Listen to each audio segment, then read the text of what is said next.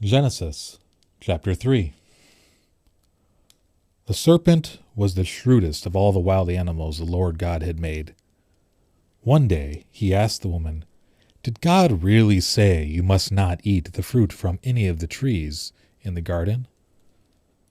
"Of course we may eat the fruit from the trees in the garden," the woman replied. "It's only the fruit from the tree in the middle of the garden that we are not allowed to eat," God said.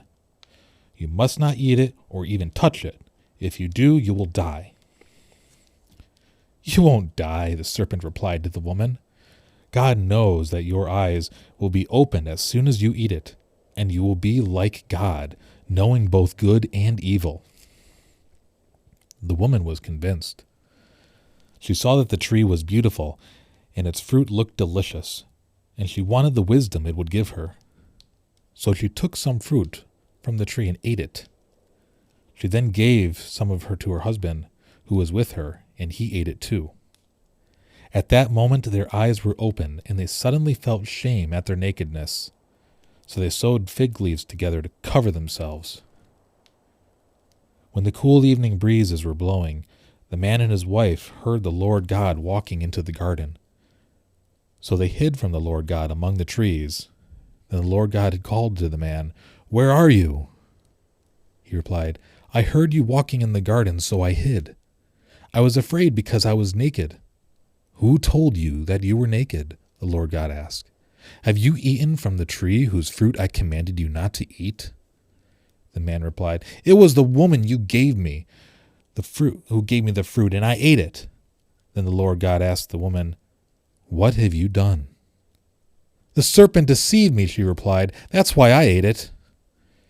Then the Lord God said to the serpent, "Because you have done this, you are cursed more than all animals, domestic and wild. You will crawl on your belly, groveling in the dust as long as you live. And I will cause hostility between you and the woman, and between your offspring and her offspring. He will strike your head, and you will strike his heel." Then he said to the woman, "I will sharpen the pain of your pregnancy, and in the pain you will give birth. And you will desire to control your husband, but he will rule over you." And then he said to the man, "Since you listened to your wife and ate from the tree whose fruit I commanded you not to eat, the ground is cursed because of you. All your life you will struggle to scratch a living from it, and it will grow thorns and thistles for you. Though you will eat of its grains, by the sweat of your brow will you have food to eat, until you return to the ground from which you came. For you were made from dust, and dust you will return." Then the man Adam named his wife Eve, because she would be the mother of all who live.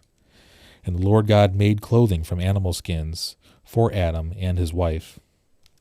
Then the Lord God said, "Look, the human beings have become like us, knowing both good and evil. What if they reach out, take fruit from the tree of life and eat it, and they will live forever?"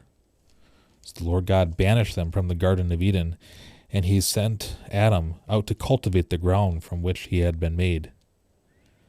After sending them out, the Lord God stationed a mighty cherubim to the east of the Garden of Eden, and he placed a flaming sword that flashed back and forth to guard the way to the tree of life.